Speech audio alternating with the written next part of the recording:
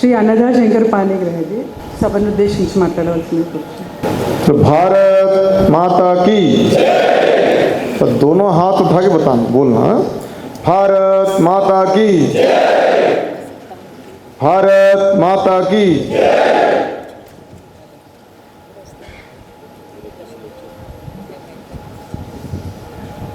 अभी तक आप तेलुगु में सुन रहे थे ना, थोड़ा भी हिंदी में सुनना पड़ेगा। हाँ? कष्ट होता है, मैं भी सुन रहा था ना, तो हम भी तो 2 घंटा से कष्ट उठाए, तो आपको भी उठाना है 15-20 मिनट, ज़्यादा नहीं।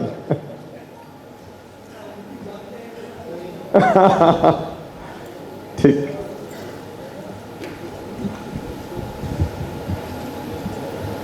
और 2 नारा हम देंगे भी। जैसे ही हम बोलेंगे जब बाजार जाएंगे, आप सब बोलेंगे स्वदेशी सामान लाएंगे। जब बाजार जाएंगे, हाथ उठा के ही बोलना, नारा हाथ नीचे, मोबाइल में नहीं। जब बाजार जाएंगे, जब बाजार जाएंगे,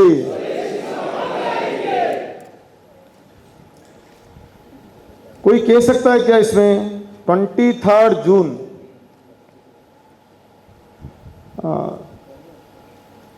भारत में एक महान नेता का आज बलिदान दिवस है, कोई बता सकता है? श्यामा प्रसाद मुखर्जी। डॉक्टर श्यामा प्रसाद मुखर्जी का बलिदान किसके लिए हुआ? कश्मीर, यानी कश्मीर में हुआ। किसके लिए हुआ? पर्पज क्या था? खड़े होकर बोले जोर से। आर्टिकल 370 के लिए हुआ। और कोई?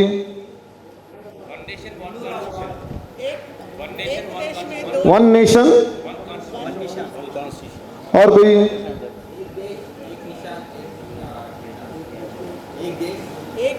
एक देश, एक निशान, एक विधान, एक प्रधान। ठीक। इसका मतलब क्या है? देश का संप्रभुता को रक्षा करना, देश का संप्रभुता यानी देश में अपना ही प्रभुत्व, यानी देश का एक प्रभुत्व होना चाहिए। और स्वदेशी जागरण मंच का भी काम यही है, देश का आर्थिक संप्रभुत्व को सुरक्षित करना। यानी 23 जून को डॉक्टर श्यामा प्रसाद मुखर्जी देश का राजनीतिक संप्रभुता को रक्षा करने के लिए बलिदान दिए थे। और देश में स्वदेशी जागरण मंच शुरू हुआ अपना देश का, भारत का आर्थिक संप्रभुता को सुरक्षित करने के लिए। जैसे एक छोटा सा एग्जांपल है, एनरॉन, नाम सुना है कोई? एनरॉन क्या है? Power production company. कहां का है? महाराष्ट्र का। कंपनी कहां का है? यूएसए का है। महाराष्ट्र में आया था। उस समय एनरॉन के विरोध में बहुत बड़ा जन आंदोलन चला, इसलिए एनरॉन चला गया। और इसमें स्वदेशी जागरण मंच ये जन आंदोलन को चलाया। तो लोग उस समय बताए कि देखो, देश के लिए पावर चाहिए कि नहीं चाहिए? पावर चाहिए नहीं चाहिए? चाहिए। तो अगर देश के लिए पावर चाहिए, देश का विकास के लिए पावर एक बड़ा इंस्ट्रूमेंट है ना, है या नहीं है? अगर एनरॉन पावर प्रोडक्शन करने के लिए आया था, उसको देश से भगाना ये सही था या गलत था? क्यों सही था? अगर आपका देश का विकास चाहिए और पावर भी चाहिए, तो उसको भगाना गलत था या सही था? गलत था ना, लेकिन हम भगाए और हम कहते हैं कि सही था। क्यों था? एनरॉन नहीं जाता, आज वर्ल्ड में भारत एक पावर सरप्लस कंट्री है, यही है ना? है या नहीं है? है। किसके आधार पर? क्या अमेरिकन कंपनी के आधार पर? नहीं ना, इंडियन कंपनी। अपना एनटीपीसी है, अपना जिंदल है, अपना टाटा है, अपना रिलायंस है, अपना अडानी है, अपने भारत का ही कंपनी, अपने भारत के आधार पर ही भारत अब पावर सरप्लस कंट्री है। अगर उस दिन एनरॉन रहता तो शायद हम हो सकते थे पावर सरप्लस कंट्री, लेकिन किसके आधार पर होते हैं? अमेरिकन कंपनी के आधार पर होते, जर्मनी कंपनी के आधार पर होते, फ्रांस कंपनी। क्यों? एनरॉन के साथ साथ उस समय भारत के पावर सेक्टर में नियरली 12 कंपनी आए थे, 12 कंपनी आ रहे थे। एनरॉन को धक्का लगने के कारण सारे 12 कंपनी चले गए। लेकिन एनर्जी सेक्टर में हम अभी सेल्फ सफिशिएंट बने कि नहीं बने? बने ना। यही स्वदेशी है, सेल्फ रिलायंस, अपने बल पर सेल्फ रिलायंस होना। एनरॉन होता, फ्रांस की कंपनी होते, यूके की कंपनी होते, तो भी हम पावर सरप्लस कंट्री बनते। लेकिन अभी क्या है? इंडियन कंपनी के आधार पर हम अभी पावर सरप्लस कंट्री है, और स्वदेशी जागरण मंच यही कर रहा है। इसीलिए स्वदेशी क्या है? स्वदेशी जैसे फर्स्ट सेशन में भी आया था, स्वदेशी स्वराज का आत्मा है, soul of Swaraj, that is Swadeshi. अपना स्वराज, अपना सुराज स्वदेशी के बिना नहीं हो सकता। दुनिया में कोई भी कंट्री, किसी भी देश अपना स्वदेशी को लेकर ही आगे बढ़े।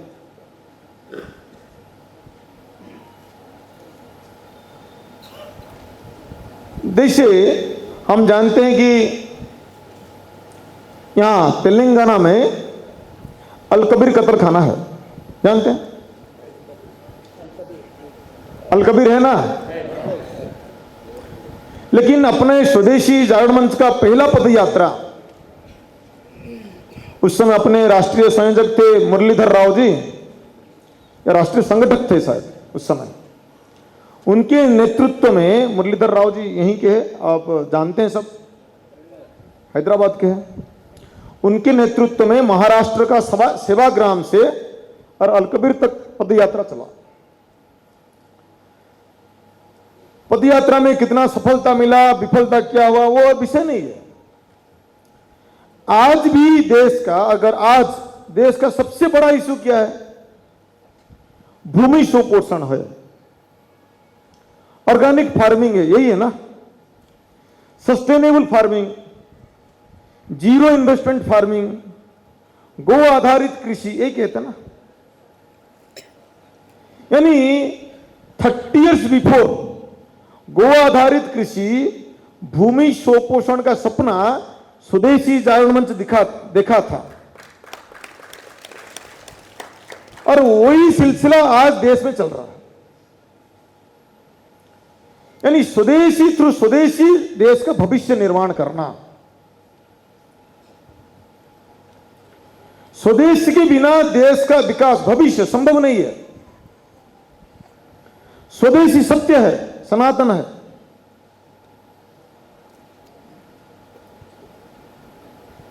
जैसे अभी हम स्वावलंबी के नाम पर अभी बताए सब, सेल्फ सफिशिएंट होना चाहिए, यूथ रोजगार सृजन करना चाहिए। स्वदेशी जागरण मंच अभी नहीं, प्रारंभ काल से रोजगार बचाना उसका पहला काम रहा, और आज क्या है? रोजगार बनाना। रोजगार बचाना से रोजगार बनाना, ये जो पूरा रोड मैप है, ये स्वदेशी जागरण मंच है। कैसे? जैसे कभी बीड़ी अच्छा है बुरा है? बीड़ी अच्छा है या क्या है? बुरा है ना। कभी कोई आप कहेंगे बीड़ी अच्छा है, बीड़ी ले लो दो, पता है किसी को? नहीं ना। अगर बीड़ी लेने वाला भी पीछे छुप के पीता है ना। लेकिन स्वदेशी जागरण मंच कभी आंदोलन लड़ा था देश में, बीड़ी बचना चाहिए।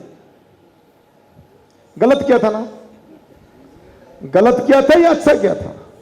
गलत। यहां बीएमएस के नेता है अपन, कहां गए? राम मोहन जी। हाँ इधर नहीं, बीएमएस ये नहीं, रमेश जी है। हाँ, तो ये बीड़ी बचाने के काम में तेलंगाना बहुत आगे बढ़ के उस समय पार्टिसिपेट किया था। तेलंगाना, उड़ीसा, झारखंड, बंगाल, महाराष्ट्र, मध्य प्रदेश। तो उस समय स्वदेशी जागरण मंच का आंदोलन किया था, बीड़ी बचना चाहिए। आप बोलेंगे इतना गलत काम किया है, क्यों किया था ना? उस समय मिनी सिगरेट मार्केट में आ रहा था और मिनी सिगरेट को भारत सरकार ने और परमिशन देकर बीड़ी को बंद करना चाहता था। मिनी सिगरेट होता तो आईटीसी कंपनी यहां अपने गुंटूर में ही है और 1-2 हजार अच्छे एम्प्लॉय हो जाते हैं, अच्छा होता ना। लेकिन जानते हैं क्या, जो बीड़ी पीने वाला वो सिगरेट पीता, बंद तो नहीं करता ना। बंद करता क्या? नहीं। कितना एडवर्टाइज आ रहा है, सब आ रहा है, बंद हो गया नहीं ना, चल रहा है, हर दिन बढ़ रहा है। तो बीड़ी बंद हो जाता क्या? नहीं। सिगरेट बंद होता क्या? नहीं। लेकिन बीड़ी बंद हो जाता क्योंकि सरकार कानून ला रहा था। जानते हैं क्या, देश में बीड़ी में कितने एम्प्लॉयमेंट है? कोई कह सकता है? बीड़ी में एम्प्लॉयमेंट कितना है? कितना? 4 करोड़। जी आप बता रहे थे? हाँ ये कितना बोल रहे थे? 4 करोड़ बीएमएस के आप? हाँ ठीक जी। हाँ, इनको इन्फॉर्मेशन सही होता है, इसलिए हम उन्हीं में जाएंगे, उनके साथ जाएंगे। 4 करोड़ एम्प्लॉयमेंट है। अगर बीड़ी बंद होता, सिगरेट होता तो कितना एम्प्लॉयमेंट क्रिएट होता? सिगरेट में 2000, 5000, 10,000, 4 लाख भी ले लीजिए, उससे ज्यादा नहीं होता। 4 लाख वर्सेस 4 करोड़ क्या है? तो हम सोचे कि देश का एम्प्लॉयमेंट जिंदा रहना चाहिए, बचना चाहिए।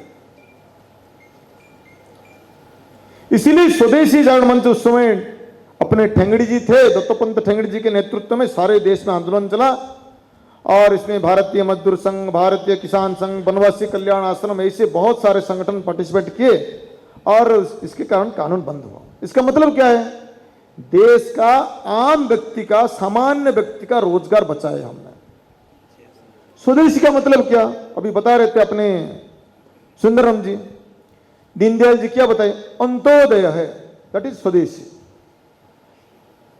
लास्ट मैन का विकास। बीड़ी बनाने वाला, तेंदुपत्ता तोड़ने वाला से लास्ट व्यक्ति और कोई है क्या देश में? नहीं ना। क्या देश का लास्ट व्यक्ति जिंदा रहना चाहिए या नहीं रहना चाहिए? स्वदेशी का मतलब ही अंतिम व्यक्ति का विकास का नाम स्वदेशी है। अगर मैं शर्ट पहनता हूं, इसका बहुत अच्छा है, इस प्रकार का शर्ट आप फैब इंडिया का भी मिल जाएगा, मिलेगा कि नहीं मिलेगा? मिलेगा। अगर मैं फैब इंडिया का पहनूं तो, और अगर मैं गांव का जो टेलर है, ये अपने वहां का टेलर बनाया है, ये फैब इंडिया का नहीं है, किसी कंपनी का नहीं है, टेलर ने बनाया।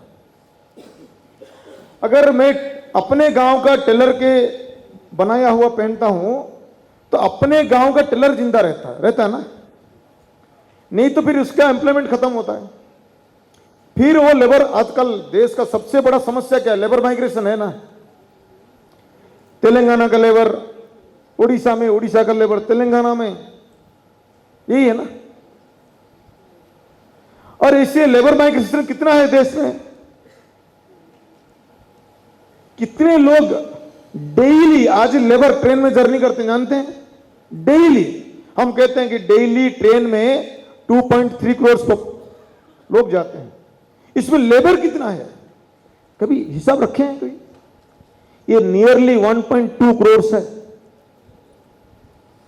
यानी डेली देश में labour migrate, village to city, one state to another state, country to country. इस सिर्फ भारत में 1.2 crore labour per day migrate होता है। क्यों होता है? क्योंकि हम अपने गांव में, अपने शहर में, अपने गली में, अपने मोहल्ले में, हल्दीराम स्वदेशी है कंपनी, बीकानेर भुजिया स्वदेशी है। अगर मैं हैदराबाद का हूं, मैं करीमनगर का हूं, मैं वारंगल का हूं, तो वारंगल, करीमनगर, हैदराबाद में जो भुजिया बनाता है ना, वो मेरे लिए स्वदेशी है। तो फिर वारंगल का, करीमनगर का, या हैदराबाद का, सिकंदराबाद का, आपका खम्मम का जो भुजिया बनाने वाला वो जिंदा रहेगा।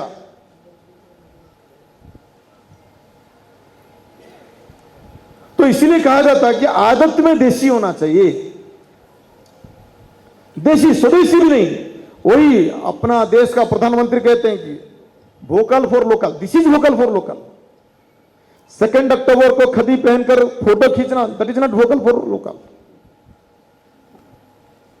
रामराज ड्रेस पहनकर भी फोटो खींचना, that is not vocal for local है।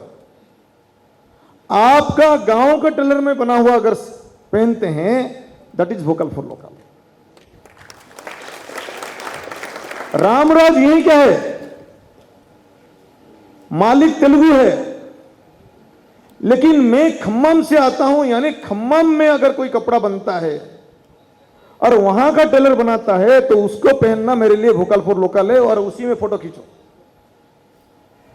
उसमें सेल्फी लो 2 अक्टूबर को और उसमें डालो।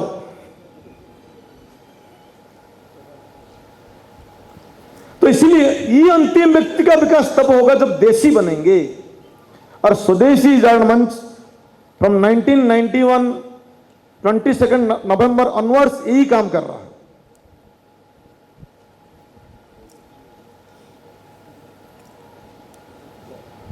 जैसे कि अपने ठेंगड़ी जी बताए कि स्वदेशी जागरण मंच का प्रतिष्ठाता थे। स्वदेशी के बारे में क्या बताए? स्वदेशी यानी देशभक्ति की साकार अभिव्यक्ति है। देशभक्ति का साकार, निराकार, निर्गुण नहीं है। मैं देशभक्त हूं सोचते हुए मेरे आंख से आंसू आ जाता है, ठीक है, लेकिन अपने कार्य में दिखता है क्या? देशभक्ति कोई निराकार निर्गुण साधना नहीं है। देशभक्ति हर समय साकार है, एग्जीक्यूशन है, दैट इज स्वदेशी। कैसे? हम जानते हैं देशभक्ति का अगर सबसे बढ़िया एग्जाम्पल में मुझे लगता है कि ये बढ़िया होगा। हम सब रविंद्रनाथ टैगोर का नाम सुनते हैं, जानते कि नहीं जानते? क्या थे? अभी अपने सुंदरम जी का भाषण में भी आया था टैगोर जी का नाम। टैगोर जी जब देश में पहला 1905 में जो बंग भंग आंदोलन चला, जिसमें स्वदेशी का विषय निकला, भारत में स्वदेशी का पहला आंदोलन, तो उसमें जो 3-4 बड़े लोग थे, इसमें टैगोर जी भी रहे। रविंद्रनाथ टैगोर ने लिटरेचर के लिए नोबेल पुरस्कार मिला उनको। नोबेल प्राप्त के बाद जापान का सरकार उनको इनवाइट किया था। जापान में बहुत सारा कार्यक्रम था, इसे बड़े हॉल में भाषण दिए होंगे, लेकिन एक प्राइमरी स्कूल में गए थे। तो प्राइमरी स्कूल के क्लास 3 के कक्षा में गए, बच्चों के साथ बातचीत किए। हम जानते हैं कि एक बुद्धिस्ट कंट्री है जापान। तो जैसे यहां विवेकानंद जी का फोटो है, ऐसा ही वहां भगवान बुद्ध का फोटो है क्लासरूम में। तो बच्चों को पूछे ये कौन है? सब बोले कि भगवान बुद्ध है। भगवान बुद्ध से पहले क्या थे? कोई बता सकता है भगवान बुद्ध से पहले क्या थे? वो क्या थे? सुनते ना, नींद आ गया। तो सब राजा थे या युवराज थे? तो उनका तीसरा प्रश्न था, जिस देश का राजा थे या युवराज थे, उस देश का आर्मी लेकर, सेना लेकर अगर जापान के ऊपर आक्रमण करेंगे तो आप क्या करेंगे? सोचिए हम क्या उत्तर देते हैं। लेकिन जापान का 8 साल का लड़का या 9 साल का लड़का क्या उत्तर देता है? जो अपने ऑटोबायोग्राफी में रविंद्रनाथ टैगोर ने लिखे हैं इसको, अपने बेंच के ऊपर खड़ा रहा, एक 8 साल का लड़का अपने बैग से एक खिलौना बंदूक निकाला और भगवान की ओर दिखा के बताया कि मेरा बंदूक का पहला गोली भगवान बुद्ध के सीने में लगेगा। ये राष्ट्रभक्ति है। Nation first, everything is next. भगवान, गुरु, ये वो सब कुछ बाद में। और उसका एग्जीक्यूशन कैसा है देखिए। जब 1945 अगस्त 6 और 8 क्या हुआ?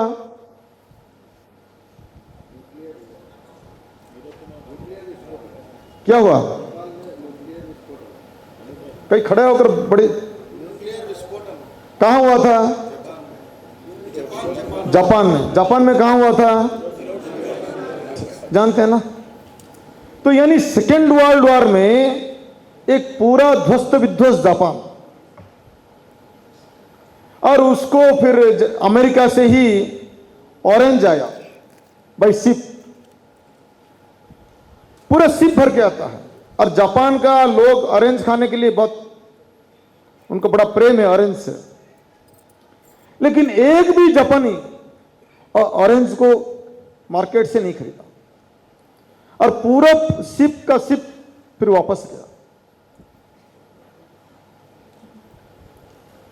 ये सिर्फ देशभक्ति दिखाने के लिए नहीं है, मैं बंदूक का गोली मार दूंगा ऐसा नहीं है। वो अपने जीवन में भी पालन किया, और इसीलिए जापान आज इतना एडवांस 200 इयर्स आगे जी रहा है।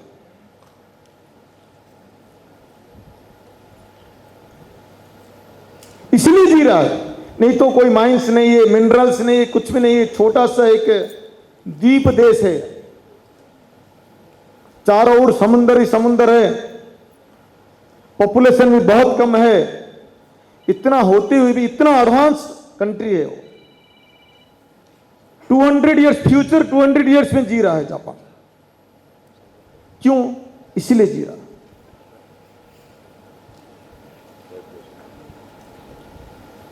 तो इसीलिए देशभक्ति का साकार अभिव्यक्ति होना चाहिए, तो देश अपने आप आगे बढ़ता है, देश फिर डेवलप होता है।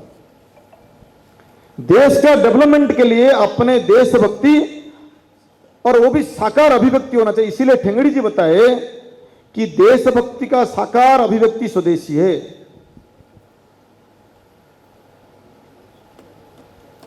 इसलिए हम अभी स्वावलंबी भारत अभियान में भी देश का युवा आज के समय में राष्ट्रीय कर्तव्य क्या है?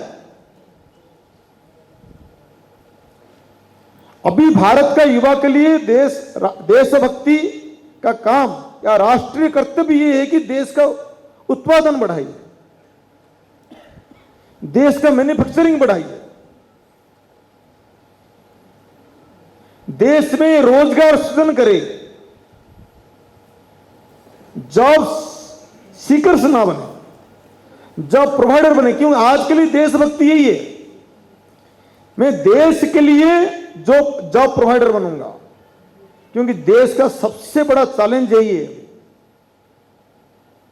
अभी मुझे कोई पूछ रहा था क्या ऑल इंडिया रेडियो का कि स्वावलंबी भारत अभियान, ये नाबार्ड है, फलाना है, बहुत सारे मुद्रा लोन है, ये सब है, फिर स्वदेशी मंच क्या कर रहा है? हमारा काम इतना ही है, देश के समाज में सिर्फ ये युवा में नहीं है जॉब सीकिंग का मानसिकता। अपने यहां जितने पेरेंट्स है जो अपने बच्चों को पढ़ाते हैं, क्यों पढ़ाते हैं? जॉब के लिए ना। मैंने कल किसी को पूछ रहा था कि तेलंगाना में, कल नहीं परसों, डे बिफोर यस्टरडे, किसी के साथ बात कर रहा था। मैंने बताया कि यहां एजुकेशन मीडियम क्या है, नहीं इंग्लिश हो गया। क्यों? क्योंकि नहीं, हमको ज्यादा एम्प्लॉयमेंट के लिए, जॉब के लिए इंग्लिश जरूरी है, इसीलिए हो गया। यही है ना, जॉब के लिए इंग्लिश जरूरी है। तो दुनिया में least English speaking country Japan है। रशिया का प्रेसिडेंट को कभी देखा है इंग्लिश में बोलना? कोई सुना है? The second powerful of the world, यही है ना, सेकंड पावरफुल कंट्री है ना, सुना है कभी?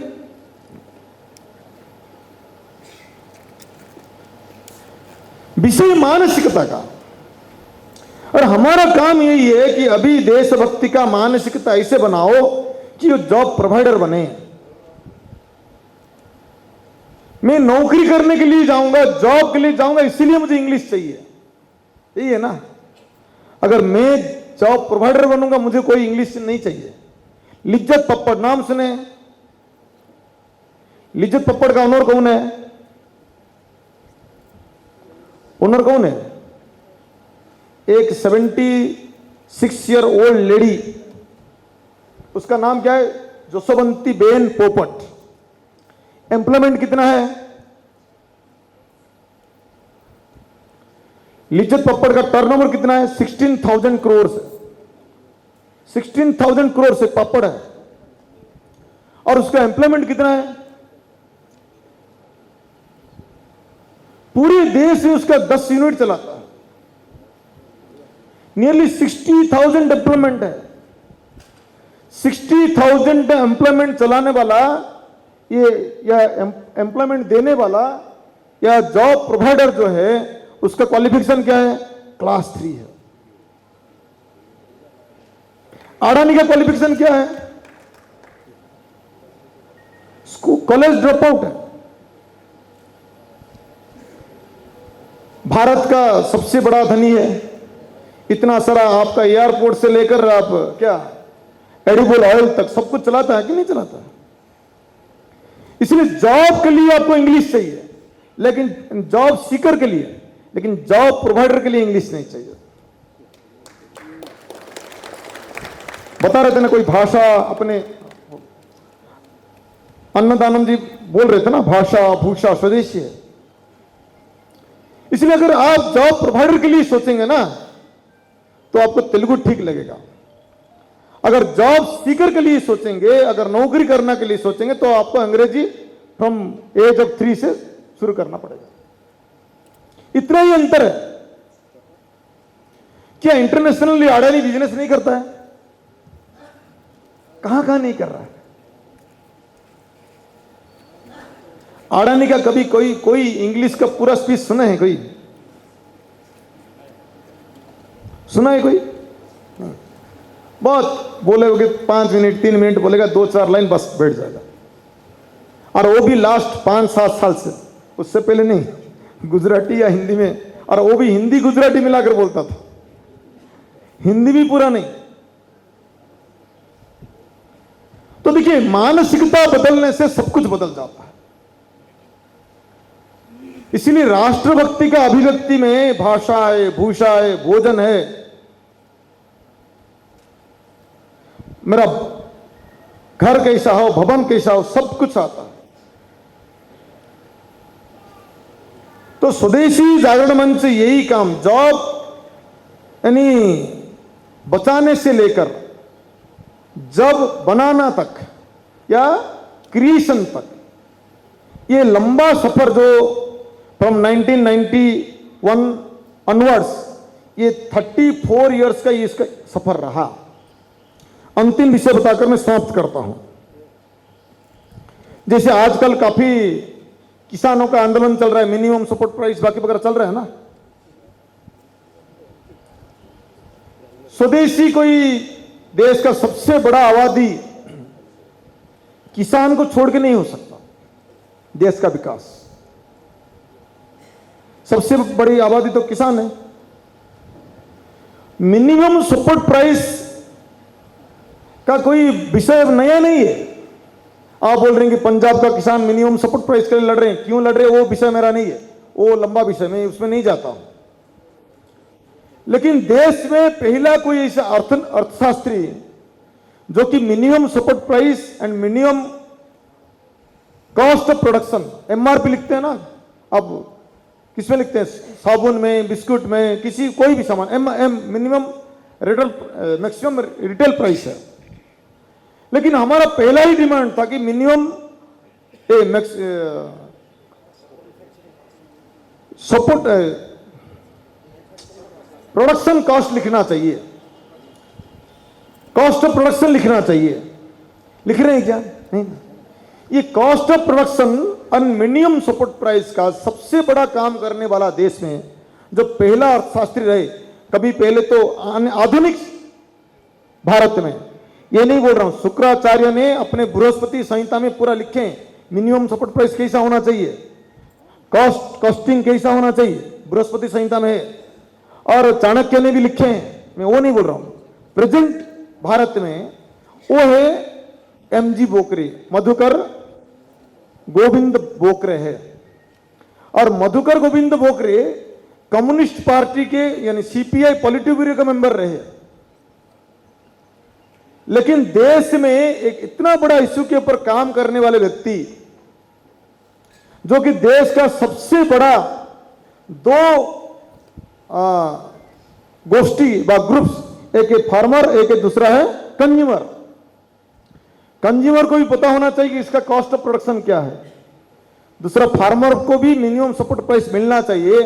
इसीलिए स्वदेशी जागरण मंच, मधुकर गोविंद बोकरे जैसे, एमजी बोकरे जैसे व्यक्ति कम्युनिस्ट पार्टी के एक पॉलिटिक ब्यूरो के मेंबर रहे, लेफ्टिस्ट और हम राइटिस्ट है, ये दो पैरेलल लाइन है। लेकिन स्वदेशी जागरण मंच ऐसा संस्था है, विचार के आधार पर, विषय के आधार पर ये दोनों लाइन को हम इकट्ठा किए और एमजी बोकरे हमारा स्वदेशी जागरण मंच का पहला राष्ट्रीय संयोजक रहे। जैसे आजकल सुंदरम जी है ना, तो ये स्वदेशी जागरण मंच है। तो इसीलिए स्वदेशी जागरण मंच देश का आर्थिक संप्रभुता के ऊपर काम करने वाला और समग्र विकास और समग्रता के साथ हर तबके या हर ग्रुप जिसमें विकसित हो, इस प्रकार का विषय को लेकर गत 30 साल से काम कर रहे हैं। आप लोग भी इस काम में लगे हैं, इसीलिए आप यहां आए और इस प्रकार का कार्यक्रम अपने अपने स्थान पर भी चलाए। और स्वावलंबी भारत अभियान और आगामी 25 साल के अंदर भारत विकसित हो, इस काम में हम सब लगे। इतना ही कहकर मैं अपने वाणी को विराम देता हूं। धन्यवाद। भारत माता की जय। धन्यवाद अन्नदाजी।